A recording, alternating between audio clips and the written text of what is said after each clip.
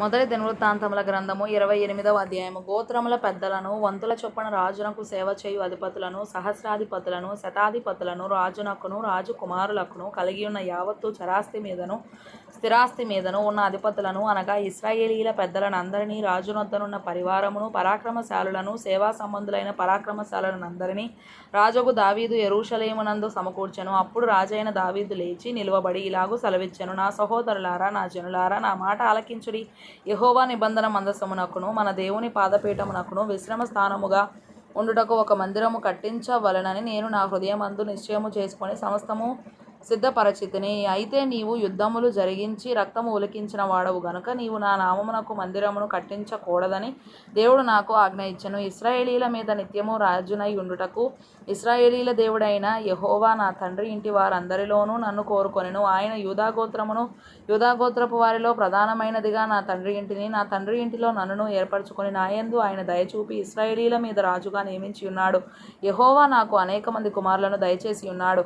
అయితే ఇశ్రాయేలీల పైన యెహోవా రాజ్య సింహాసనం మీద కూర్చుంటకు ఆయన నా కుమారులందరిలో సొలొమోనును కోరుకొని ఆయన నాతో ఇలాగు సెలవిచ్చెను: నేను నీ కుమారుడైన సొలొమోనును నాకు కుమారునిగా ఏర్పరచుకొని ఉన్నాను. నేను అతనికి తండ్రినై యుందును. అతడు నా మందిరమును నా ఆవరణములను కట్టించును.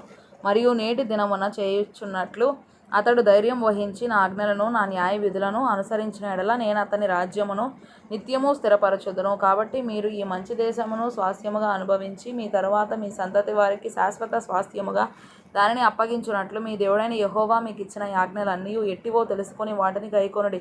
అవి యెహోవా సమాజమునకు చేరిన ఇశ్రాయేలీలందరూ చూచుచుండగాను మన దేవుడు ఆలకించుచుండగాను నేను మిమ్మును హెచ్చరిక చేయుచున్నాను. సొలొమోనా, నా కుమారుడా, నీ తండ్రి యొక్క దేవుడైన యెహోవా అందరి హృదయములను పరిశోధించువాడును, ఆలోచనలన్నిటినీ సంకల్పములన్నిటినీ ఎరిగిన వాడునై ఉన్నాడు. నీవు ఆయనను తెలుసుకొని హృదయపూర్వకముగాను మనఃపూర్వకముగాను ఆయనను సేవించుము. ఆయనను వెదకిన ఎడల ఆయన నీకు ప్రత్యక్షమగును.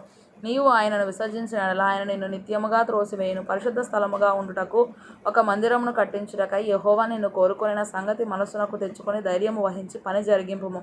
అప్పుడు దావీదు మంటపమునకును మందిరపు కట్టడమునకును బొక్కసపు శాలలకును మేడగదులకును లోపలి గదులకును కరుణాపీఠపు గదికిని యెహోవా మందిరపు ఆవరణములకును వాటి చుట్టూనున్న గదులకును దేవుని మందిరపు బొక్కసములకును ప్రతిష్ఠిత వస్తువుల బొక్కసములకును తాను ఏర్పాటు చేసి సిద్ధపరచిన మచ్చులను తన కుమారుడైన సొలొమోనునకు అప్పగించెను. మరియు యాజకులను లేవీయులను సేవ చేయవలసిన వంతుల పట్టియును యెహోవా మందిరపు సేవను గూర్చిన పట్టియును యెహోవా మందిరపు సేవోపకరణముల పట్టియును దావీదు అతనికి అప్పగించెను.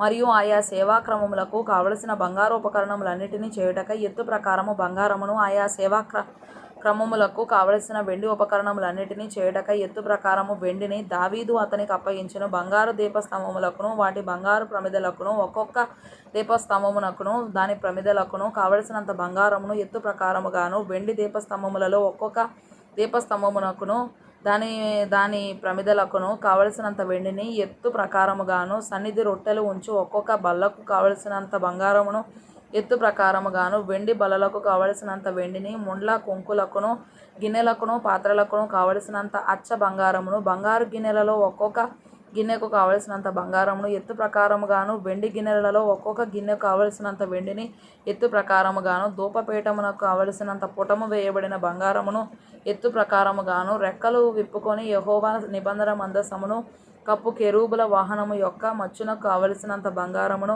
అతనికి అప్పగించెను. ఇవి అన్నీయు అప్పగించి యెహోవా హస్తము నా మీదికి వచ్చి ఈ మచ్చుల పని అంతయు రాతమూలముగా నాకు నేర్పెను అని సొలొమోనుతో చెప్పెను. మరియు దావీదు తన కుమారుడైన సొలొమోనుతో చెప్పినదేమనగా, నీవు బలము పొంది ధైర్యము తెచ్చుకొని ఈ పని పూనుకొనుము, భయపడకుండుము, వెరవకుండుము. నా దేవుడైన యెహోవా నీతో కూడా నుండును.